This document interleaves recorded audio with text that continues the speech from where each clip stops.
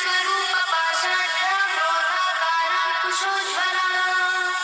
मनोरूपेक्षु कोदण्डा पञ्चतन्मात्र Sayaka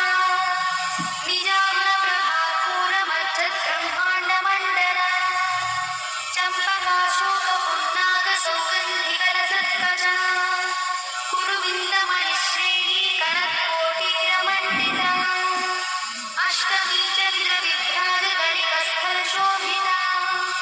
मुखचन्द्रकणका भुवनाभिविशेषका